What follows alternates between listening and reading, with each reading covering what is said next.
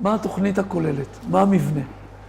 מה השלד? מה הרעיון? מה המסר?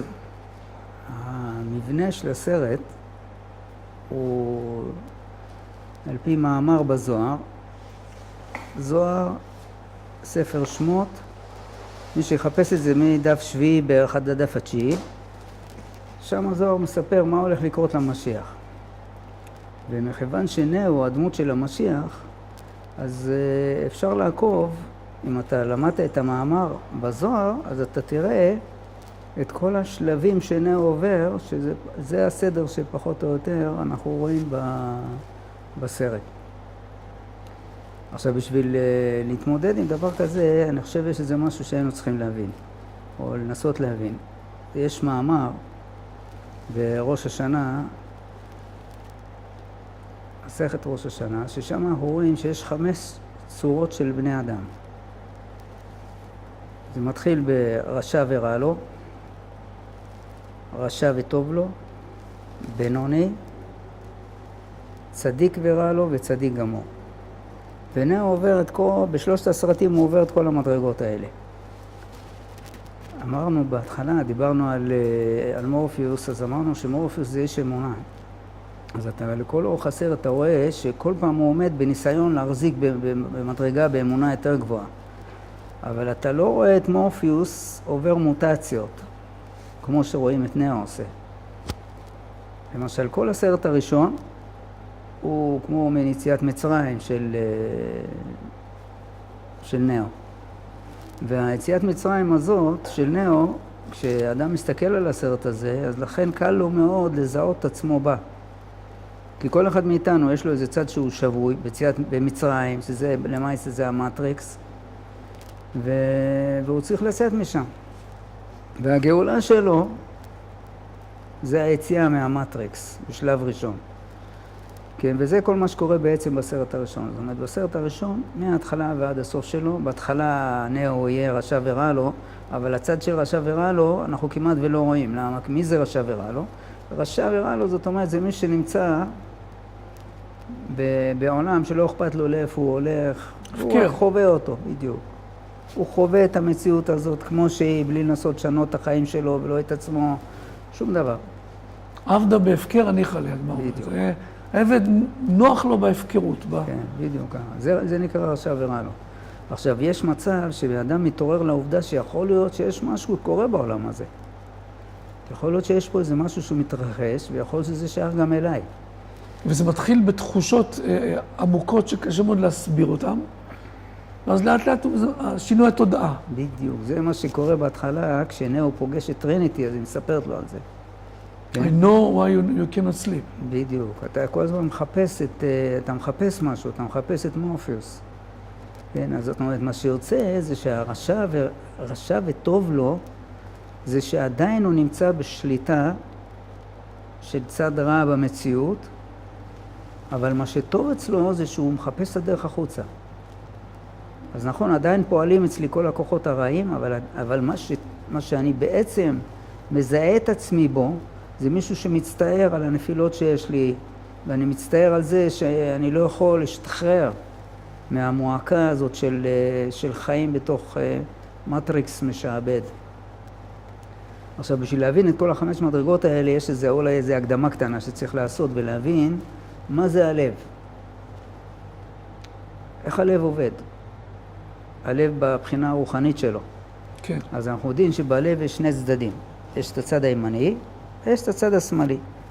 שהצד הימני הוא כביכול זה שמחזיק את היצר הטוב או את הצד הטוב שבאדם, והצד השמאלי זה הדמים האחוריים. כן, שם הצד של היצר הרע כביכול. עכשיו, בכל בן אדם יש לו 2 צדדים בלב, כן? ואם הוא לא עושה איזה מעשה מיוחד, אז הצד הימני, אין לו שום, הוא לא עובד, ואז במילא הצד השמאלי הוא הדומיננטי, והוא שולט לו על החיים. עכשיו, מה קורה? איך מפעילים את הצד הימני? כתוב שהצד הימני, דרך להפעיל אותו, זה על ידי שמכניסים לתוכו הזרמה של מחשבות טובות. מהמוח. כן, וזה כמו המים של המים הזכים של מחשבות טובות שבאות לו, מחשבות של אהבה, מחשבות של שמחה, מחשבות של רצון להתעלות וכו'. אז מה שזה עושה, זה דוחק את הצד השמאלי, ועכשיו שולט הצד הימני על החיים של האדם. כן, עכשיו המציאות של רשע וטוב לו, זה שיש לו את הצד הימני, והוא מדי פעם מצליח להזרים מחשבות לתוך הצד הימני שבלב שלו, אבל הצד השמאלי עדיין שולט. ולכן הוא נקרא רשע, וטוב. כי עדיין הצד השמאלי שולט. ומה שטוב לו זה שהוא היה רוצה להיות אחרת. עכשיו, מה קורה עם המדרגה אחרי כן? במדרגה של הבינוני, שזה המדרגה שניאו נכנס אליה בסרט השני. זאת אומרת, בסוף הסרט הראשון, שם הוא מתקן את מדרגת הנפש שלו. מדרגת הנפש שלו, ברגע שהוא מצליח להשבית את סמית ולפוצץ אותו, מה שהוא מפוצץ אותו, זה הכוונה, זה כמו שהנשמה בעצם ירדה לתוך העולמות התחתונים בשביל לגבור עליהם, בשביל כביכול להשמיד את הצד של ההסתר שבהם. זה מה שהוא עושה כשהוא מפוצץ את סמית. אבל אחר כך מה שקורה, כן? אז הוא מגיע למין מצב שיש בו צד ימני, כן? שהוא מלא במחשבות על תכלית והרצון לתקן את עצמו, וזה איך שניאו נראה בסרט השני. זה מה שהנביאה אומרת לו, היא מסתכלת עליו, והיא אומרת לו, וואו, איך שאתה השתנית. Look at you. איך? Look at you. כן. עכשיו, ולמה זה? זה מכיוון שעכשיו הצד הימני אצלו הוא הדומיננטי, הוא עדיין לא הצליח לבטל את הרע שבצד השמאלי, כן, אבל הוא יוצר מציאות שבחיים שלו, אף על פי שיש בו צד רע בצד שמאלי של הלב שלו, אבל הוא שולט עליו על ידי המחשבות טובות שלו, ועל ידי הכיוון על ידי גברות על היצר, ועל ידי ההליכה לכיוון של תכלית הקיום. ובסרט השני הוא מתחיל בתור בינוני. איך אנחנו רואים שהוא בינוני? אנחנו רואים שהבינוני זה מי שנמצא בעצם במלחמה מתמדת. הוא כל הזמן נלחם נגד הצד השמאלי. זאת אומרת, יבוא לצד השמאלי איזו מחשבה טובה, אתה מבין, של ניאוף, או לעשות איזה גזל או איזה עניין. איך שהוא מעלה את המחשבה הזאת, בום, הצד הימני צריך להנחית עליו איזו הנחתה ולהשתיק אותו. כן? וכך שהוא נמצא כל הזמן במלחמה, זה מודע. משלו את זה למשל לקפיץ, שאתה פשוט מחזיק אותו שלא ישתחרר. כן. אתה כל הזמן בכפייה תמידית של הדבר הזה שלא ישתלט עליך. בדיוק. ואנחנו רואים את זה בשיא שלו, של ניאו, במדרגה של בינוני, הם עשו את זה במלחמה שלו עם כל הכפילים של סמית. יש שם איזה קרב שהוא מנהל עם איזה מאות שלהם.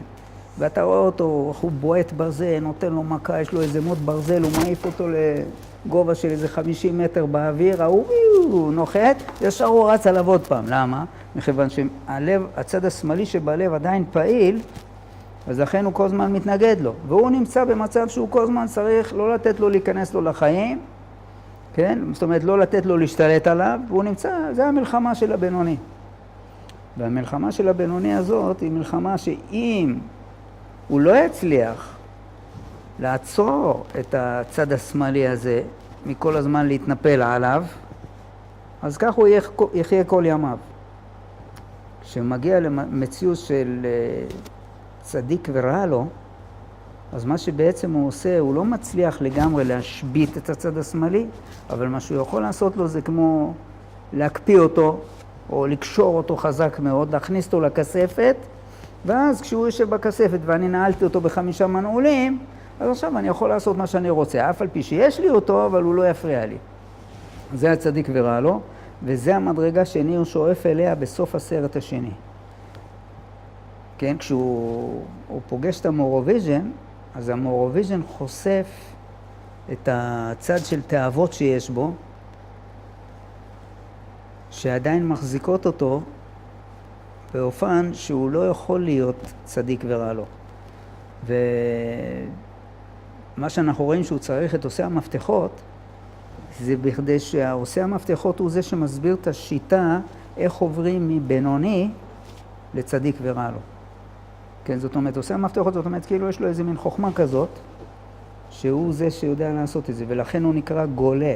למה גולה? כי הוא בעצם תוכנית של המכונאות, שאת התוכנית הזאת צריך להוציא לפועל. ואם ניאו לא יצליח להוציא אותה לפועל, אז עושים לה דלישן. וזה מה שהסוכן הזה עושה על הגג של המשאית לפני שהם מתרסקים שם. כן, אז הוא אומר לו, אתה מיועד לעוד דבר אחד, וזה דלישן. למה? כי הוא חושב שהוא ברגע הזה עכשיו הוא מסיים אותו, אבל אז מורפיוס עושה לו את התרגיל שלו והעניין ממשיך. אנחנו רואים שהקטע של צדיק ורע לו, המציאות שלו, העבודה שלו, כשהוא נהיה צדיק, זה דבר שכבר קשה מאוד לדבר עליו, מכיוון שהאנשים האלה הם נדירים מאוד. ומכיוון שמדובר פה על מישהו שהוא צריך להיות משיח, כן? אז לכן עשו את הסרט השני. ואנחנו רואים שבאמת את הסרט הראשון, רובה דעלמא הבינו אותו. והסרט השני והשלישי, כבר מצד המהלכים וההזדהות של האדם עם המציאות הזאת, רוב האנשים לא תפסו בכלל על מה זה הולך. אבל המודל הזה שאנחנו מציגים עכשיו, הוא באופן מאוד מאוד סכמטי, יכול לתת איזו צורה שבה בן אדם יכול איכשהו להתייחס למציאות הזאת של מי זה ניאו, כן. אז אנחנו רואים שבין הסרט השני לשלישי, שם זה המעבר של ניאו להפוך לצדיק ורע לו. ושם הוא כלוא בין שני העולמות. כשהוא כלוא בין שני העולמות, זאת אומרת שעדיין הוא לא הצליח להוציא את המציאות של הצדיק ורע לו, ולהשבית את הצד השמאלי שבליבו, ולהכניס אותו לכספת ההיא ולנעול אותו, להכניס אותו לפריזר. ומכיוון שהוא לא יכול לעשות את זה עדיין, אז לכן הוא לא יכול להיכנס לעולם הרוחני שהוא יודע עליו. וזה נקרא שהוא נמצא בין שני העולמות, ושם הוא פוגש את סאטי. והפגישה שלו עם סאטי היא מציגה לו בדיוק את הנקודה הזאת, שאתה צריך להיות מישהו עם תום ועם טוהר של ילד, בכדי לצאת ולעבור מעולם אחד לעולם השני, לצד הרוחני הגבוה. אנחנו רואים שאיכשהו יוצא מהשבי של המורוויז'ן, כשמוציאים אותו מהרכבת שנוסעת לשום מקום, כשהנביאה אומרת לו את היעד שלו, שהוא צריך להגיע למקור ממש. למקור זאת אומרת שהוא צריך להגיע למה שאנחנו קוראים התוכנית הכללית של כל המציאות ולהזדהות איתה. זאת אומרת, זה שיש תוכנית למציאות זה כל אחד יודע, כל מי שיודע יודע, אבל לא כולם חיים במצב שיש להם זהות עם הרצון האלוקי, באופן כזה שהוא רוצה לעשות רק מה שהקדוש ברוך הוא רוצה, וזה הוא תופס כהיעד של חייו, וכמובן שימסור נפש על הדבר הזה. ולנקודה הזאת שולחת אותו הנביאה בפעם השלישית שהוא פוגש אותה בסרט השלישי, אחרי שהוא יוצא מהשבי של הרכבת שנוסעת לשום מקום. זאת אומרת, אם אפשר רגע לקטוע, במהלך הזה שאתה מתאר שלב אחרי שלב בגדילה של ניאו לקראת להיות צדיק וטוב לו, אנחנו רואים כל מיני אנשים בדרך שנופלים, שהם גם התחילו את התהליך מתוך רצון טוב ואמונה, ולקחו את הגלולה הכחולה, כן? כחולה? לקחו את האדומה ואחרי זה הצטערו על זה. לקחו את האדומה והצטערו שלא לקחו את הכחולה. כן. והם בשלב מסוים הם הופכים להיות, לא רק שוויתרו על התהליך הזה, אלא הם הופכים להיות אויבים של אותו דבר בעצמו. כן, זה סייפר. סייפר. כן. והשני שהשתלטו עליו גם. בן. בן. כן, הקטע של בן הוא מעניין מאוד. כי הקטע של בן הוא מגיע בדיוק בנקודה שניאו מחליט שהוא מוסר נפש להגיע למקור, לעיר של המכונות, ולהגיע למקור, לעיר של המכונות. אז אם אמרנו שהמכונות עצמם זה כמו כל הבריאה כולה היא בתוך המסגרת של מה שאנחנו קוראים מכונות. כן? אז להגיע לעיר של המכונות ולעמוד מול הדבר הזה, זאת אומרת לעמוד מול התוכנית של הבריאה ולהתאים את עצמי אליה. וזה מה שניאו צריך לעשות, זה מה שהמשיח צריך לעשות. כן? ולהביא את כל העולם איתו לשם. עכשיו, אז מה שקורה בדרך לשם, הוא פוגש את בן, שזה בעצם סמית, זה התלבשות של סמית, ומה שבן עושה לו, הוא מעבר אותו. כן. הוא עומד שם לפניו, והוא אומר לו, הוא עומד מאיים עליו עם המכשיר הזה ששולח איזה להבה כזאת, והוא אומר לו, תסתכל עליי, הוא אומר לו, אתה לא מזהה אותי. הוא אומר לו, מכיוון שאתה מסתכל עליי דרך הג'לטין של עיני העגל, ככה הוא אומר לו. מה זאת אומרת הג'לטין של עיני העגל? זאת אומרת שהמסך החומר, העכור, לא יאפשר לך לראות באמת. בדיוק, לא נותן לך לראות את האמת. ובגלל זה אתה לא מזהה אותי, ככה הוא אומר לו. ואז ניאו מתחיל פתאום לראות עם מי מדובר, על מה נגד מי הוא מתמודד. ומה שקורה זה שבן מעבר אותו. עכשיו, העיוורון זה לכאורה דבר נורא מאוד. זאת אומרת, אף אחד מאיתנו לא היה חס שלום רוצה להיות עיוור. ואנחנו תופסים את זה כאיזה משהו מאוד דרמטי, הוא נהיה עיוור, הוא עושה את הראייה שלו. אבל בעצם אתה רואה לאורך הסרט, בהמשך, שהוא לא הפסיד למעשה כלום. ואולי אפילו ירוויח. בדיוק. אתה רואה שיש סיפור של רבי נחמן, שמספר על 7 קבצנים. ואחד מהקבצנים הוא קבצן עיוור. והקבצן העיוור הזה אומר שהוא רואה יותר טוב מכולם. מה זאת אומרת שהוא רואה יותר טוב מכולם? זאת אומרת שהוא רואה יותר טוב מכולם, זאת אומרת שמה שקוראים בזוהר, החזו דהי אלמה, לא עובד עליו.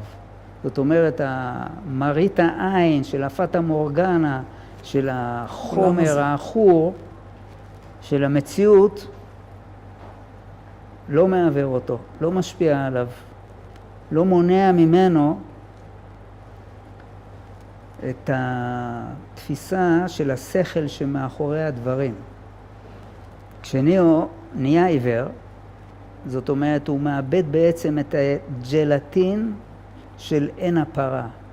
ועכשיו הוא רואה את העולם כמו שהוא רואה את החוכמה שבדברים. זה כמו, אתן דוגמה, אם יש למשל אדם שמסתכל על עץ. כן, דיברנו על זה, שאם בן אדם מסתכל על עץ והוא רעב, אז מה הוא רואה?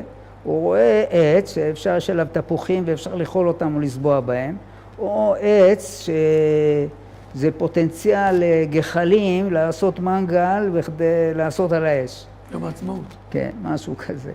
אז עכשיו, אז מה שיוצא, כשהוא רואה את העץ בצורה כזאת, אז הוא רואה את זה דרך הג'לטין של עין הפרה. זאת אומרת, הוא לא רואה את העץ בעצם, הוא רואה את התיאבון שלו. אבל נניח שהוא עכשיו שבע, והוא לא רעב בכלל, ונניח שזה איזה דמות של אדם רוחני, כשהוא מסתכל על עץ, אז הוא רואה דבר נפלא מאוד. הוא רואה איזה משהו שיש לו שורשים, והוא יונק מאיזה מהלך תחתון, ויש לו עלים שמקבלים מהשמש. עולם ומלואו. כן, אתה יכול לשבת ולחשוב על עץ, זה דבר ויש לו פירות, שאתה מבין, בכל הזרע שבהם יש אין סוף של עצים. אתה מבין, זה משהו נפלא מאוד מאוד. אבל בשביל לראות את החוכמה שבעץ, אתה צריך להיות מסוגל לנתק את הצד החומרי במציאות. וזה מה שעובר ניאו בדרך לעיר המחשבים. ולכן כשהוא מגיע לעיר של המחשבים, וגם בדרך לשם, הם מתקיפים אותו. החומר מתקיף אותו והוא מצליח לעצור שם את כל ההתפוצצויות וכו'. וכשהוא מגיע ממש והוא עומד מול השמש, או משהו שנראה כמו שמש, אתה מבין שזה בעצם המרכז. מה זה בעצם? זה המרכז. מה זה בעצם הדבר הזה? המרכז של עיר המחשבים, זאת אומרת, זה כמו המחשב הראשי, זה כמו, הוא עומד עכשיו מול התוכנית הכללית של כל המציאות, והוא רוצה לקבל צורה של אחד יחד איתה, אבל הוא לא יכול לעשות את זה. למה? הוא עדיין לא יכול לעשות את זה, מכיוון שעדיין סמית קיים. שאמרנו מי זה סמית? סמית זה חלק ממנו, זה הוא בעצם. זאת אומרת שיש בו איזה מישהו בתוכו שעדיין רוצה לכבוש את כל העולם כולו, הוא רוצה את זה לעצמו. ולכן כשהוא בא ואומר למחשב הזה, הוא אומר לו, יש סמית אחד, כן, והוא הולך לכבוש את כל העולם, ואתם לא יכולים עליו, אבל אני יכול. ולמה הוא חושב שהוא יכול? הוא יכול כי הוא בחירי. הוא בחירי, זאת אומרת, יש לו את הכוח להתעלות מעל עצמו ולהיכנס לתוך התנאי הזה שישווה אותו לתוכנית הכללית. אף על פי שעדיין הוא לא שם, אבל הוא יודע שזה התוכנית, ואל זה אני צריך להשתוות. ואז מה אומר לו התוכנית הכללית של כל המציאות? What if you fail? הוא אומר לו, לא, לפני זה, הוא אומר לו, we don't need you, we need nothing. מה זאת אומרת? אנחנו לא צריכים אותך. אותך בתור מישהו, אנחנו לא צריכים, אנחנו צריכים nothing. אנחנו צריכים משהו שכבר אין לו צד של עצמיות. כמו שאמרנו, שמה שהרע זה ראשי תיבות של רצון עצמי. זה הרב ברג אמר את זה. רצון עצמי זה רע. וזה מה שאומר, אנחנו לא צריכים אותך בצד של רצון עצמי שיש בך. ואז ניאו יודע שהוא צודק. ואז אומר לו, אם ככה, ואני טעיתי, אז תיקח אותי. אבל התוכנית הכללית היא בנויה באופן כזה, שיודעים שיש שלב מסוים שצריך להעמיד אותו בניסיון, לראות אם הוא ייפטר מהצד הרע הזה שבו, ואז שהוא ייפטר מהצד הרע הזה שבו, אז הוא יכול לזכות להשתוות עם התוכנית הכללית שבמציאות. ולכן, מה הוא עושה לו?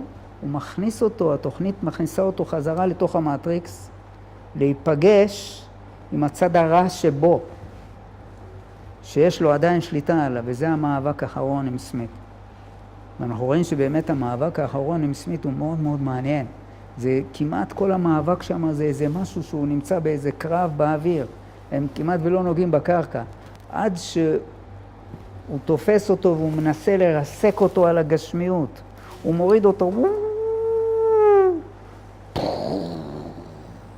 ונפער הבור הזה והוא מוצא את עצמו שוכב שם.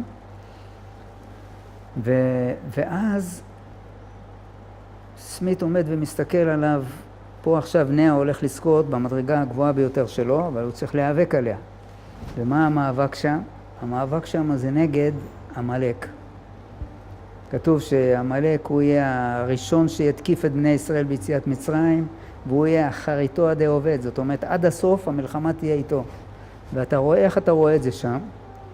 אתה רואה סמית מסתכל על נאו, והוא אומר לו, why get up? בשביל מה אתה קם? האם זה בגלל freedom, או בגלל האמת, או בגלל אהבה? המשפט הזה זה משפט שלקוח מספר של ניטשה. ניטשה הוא הפילוסוף של החומר. זאת אומרת, הוא היה מישהו שהיטלר, את הפילוסופיה שלו, הוא שאב ינק אותה מהחוכמה של ניטשה. ולכן בסרט הם מביאים את המאבק הזה איתו, כי עכשיו פה הוא כביכול הפילוסוף העמלקי זה ניטשה. כן? ומכיוון שהוא עכשיו זה המלחמה האחרונה שלו, אז המלחמה שלו האחרונה היא דווקא איתו. זה שכתוב שאחריתו עדי עובד. זאת אומרת, בסוף, המלחמה האחרונה בעולם תהיה נגדו. כן, זה מין מלחמה עם מין ערב רב מעורבב. ושם, כשהוא גובר עליו, אז בעצם הוא מגיע לביטול גמור. העקשנות של ניאו לקום כל פעם מחדש, מטריפה את דעתו של סמית. וואי. כן. הוא מבין שמצד ההיגיון הוא צריך להיכנע וזהו. כן. והיכולת שלו, של ניאו, שלנו, לקום כל פעם מחדש, היא יסוד מופלא. לא לתת למאבק הזה להיגמר, בצורה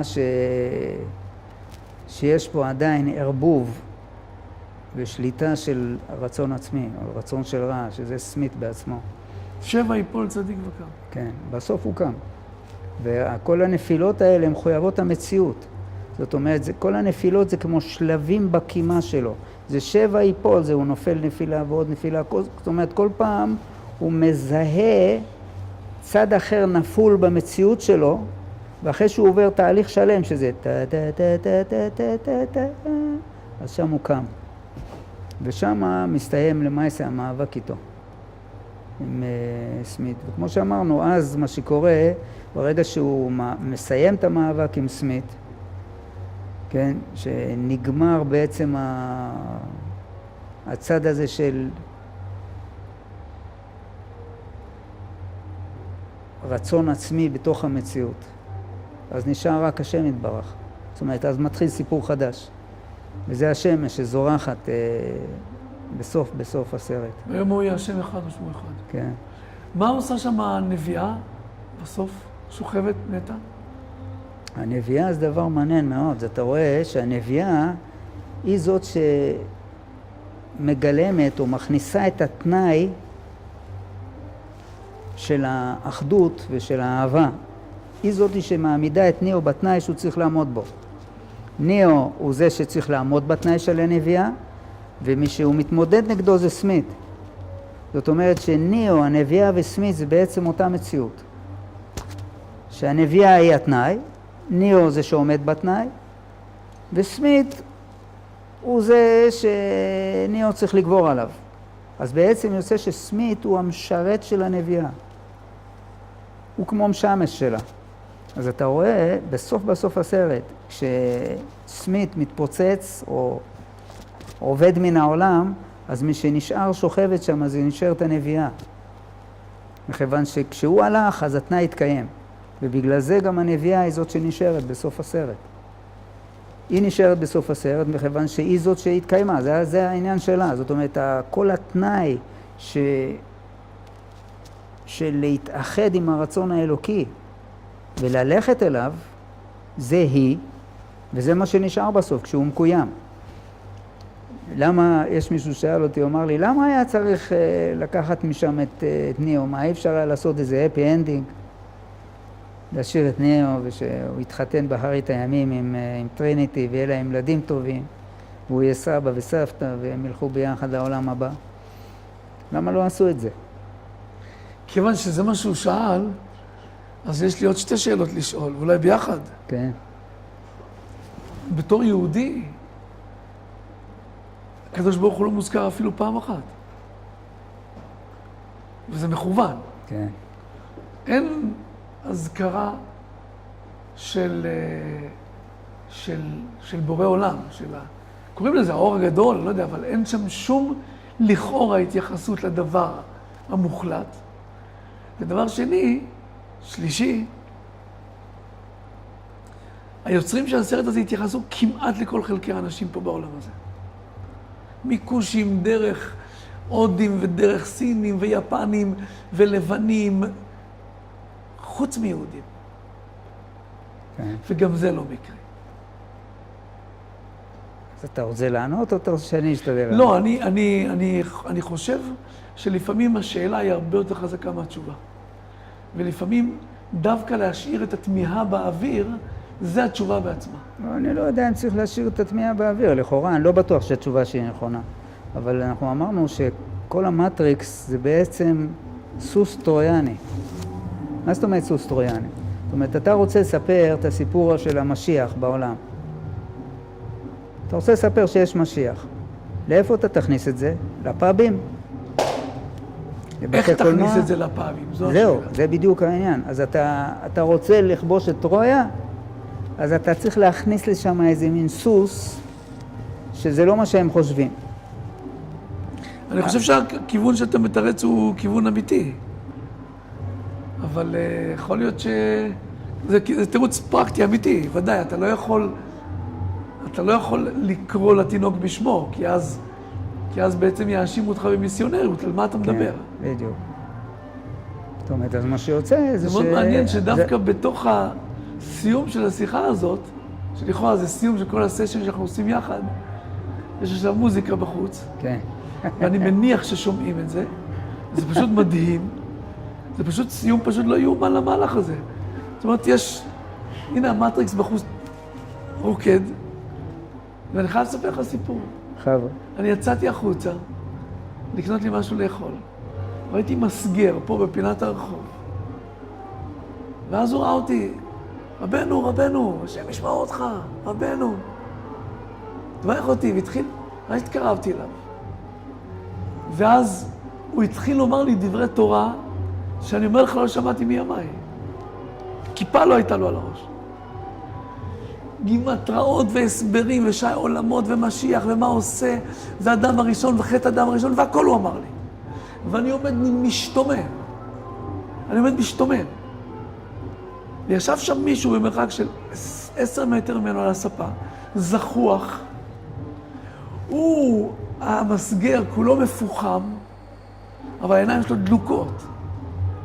והוא יושב על הספה שם, ואומר לו, על מה אתה מדבר? ערב יום העצמאות אתה מדבר על משיח? מי צריך משיח? אנחנו מסודרים. והמסגר ממשיך לדבר על המשיח. הוא כאילו מרחם עליו. הוא פשוט לא נפגע, הוא לימד אותי לא להיפגע. לא, הוא במטריקס. הוא לא בסיפור, הוא במטריקס, הוא לא מבין. והוא ממשיך להסביר, וזה היה בשבילי מין סוג של, אני לא יודע, מין סגירת מעגל מדהימה דווקא פה, בפלורנטין. אתה מקבל פתאום את